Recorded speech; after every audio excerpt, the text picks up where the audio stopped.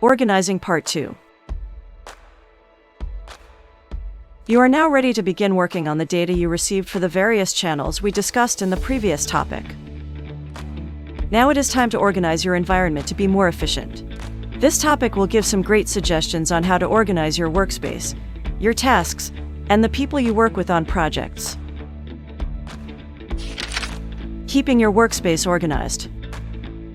Our workspaces reflect your organizational skills. Having a cluttered, unorganized workspace sends the message to others that you may be the type of person that loses things or is constantly behind on projects. Taking the time to organize your workspace is a good investment. It not only proves your efficiency, it sends the message to your manager and appears that you are organized. Here are some basic suggestions to make your desk a true workspace. Only place books, binders, or other reference materials on your desk that you use on a weekly basis. All other infrequently used materials should be placed in a drawer or cabinet. Keep personal effects to a minimum on your desk. Perhaps 1 or 2 photos of your family, favorite sports team, or pet are enough to personalize your area. Next, create a workflow pattern on your desktop. This will keep you from creating piles of work to accumulate on top of your desk. Here are some recommendations. Create a landing space where you will begin processing work, either from left to right or vice versa. This work could come from your paper trail folder system mentioned earlier, or just work you must complete. Move your first task to the middle of your desk, where your computer or other office supplies are neatly organized in trays or holders. Once the work is complete, place them in one of your trays at the other end of your desk. These trays are your outboxes mentioned in the previous topic. Mark these trays to filed, to be mailed and to be reviewed or pending information.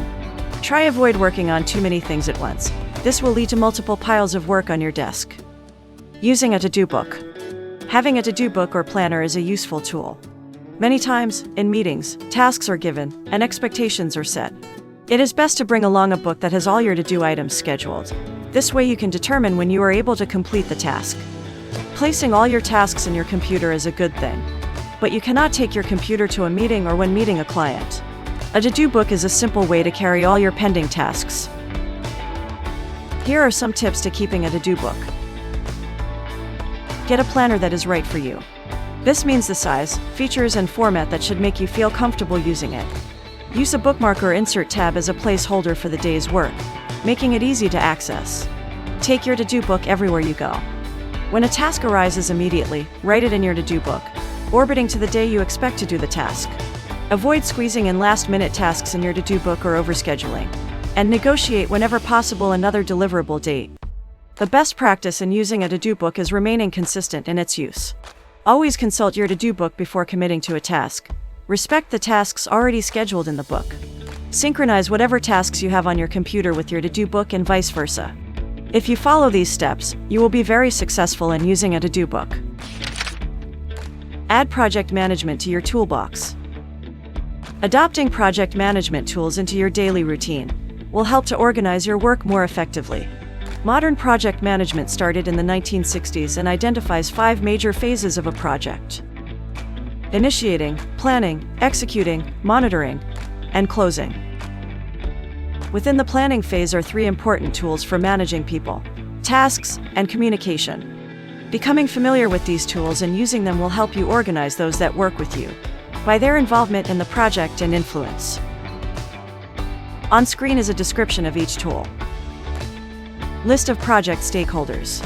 A tool that identifies all people that are affected by a particular project, or have influence either directly or indirectly over the project. Each project should have a list of stakeholders. The list also outlines each stakeholder's perspective as it relates to the project, which includes their interests, rates, and values. Knowing this information as an administrative support helps you relate effectively to each stakeholder. The work breakdown structure. A tool that identifies all the people responsible for a task or a deliverable in a project. The person is listed on the work breakdown structure, along with a description of a task to be completed and the start and end dates. This structure makes it easier to identify who does what in a project and hold them accountable for completing a task according to the dates on the work breakdown structure. The communication plan. a tool that lists all the project stakeholders and performers. It also lists a manner and frequency of communication between them. This plan will help to structure how and when you should communicate with people, preventing lapses in communication. This is a valuable resource in your toolbox. These 3 tools represent a fraction of what project managers offers.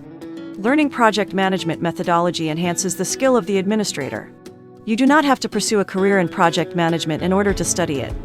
Project management offers many tools that are applicable to almost any function within an organization.